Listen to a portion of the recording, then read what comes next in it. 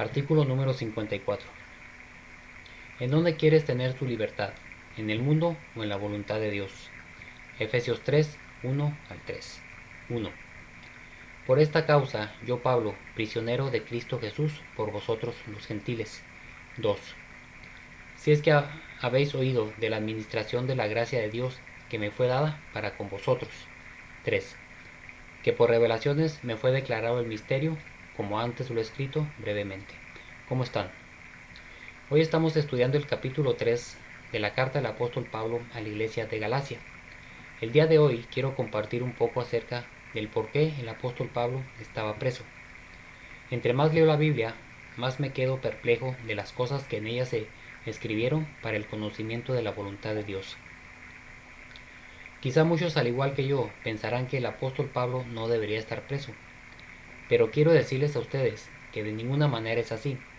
Que el apóstol Pablo estuviera preso tiene un gran significado y un gran propósito de parte de Dios.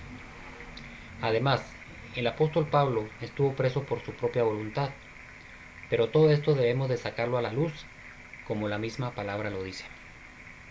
En el versículo que estamos estudiando dice: yo Pablo, prisionero de Cristo Jesús, para vosotros los gentiles.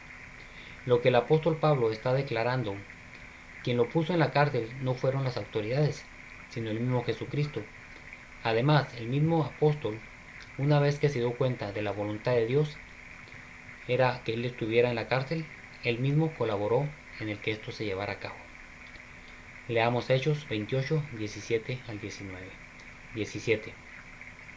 Aconteció que 3 días después Pablo convocó a los principales de los judíos, a los cuales, luego que estuvieron reunidos, les dijo: yo, varones hermanos, no habiendo hecho nada contra el pueblo, ni contra las costumbres de nuestros padres, he sido entregado preso desde Jerusalén en manos de los romanos. 18. Los cuales, habiéndome examinado, me querían soltar, por no haber en mí ninguna causa de muerte. 19. Pero oponiéndose los judíos, me vi obligado a apelar a César, no porque tenga de qué acusar a mi nación.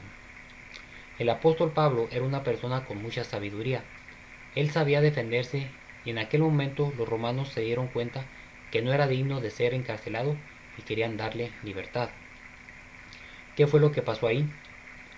El apóstol Pablo, plenamente convencido del propósito de Dios y consciente de las aplicaciones de las leyes, provocó su encarcelamiento con pleno conocimiento de que podía ser puesto en libertad. ¿Qué fue lo que hizo?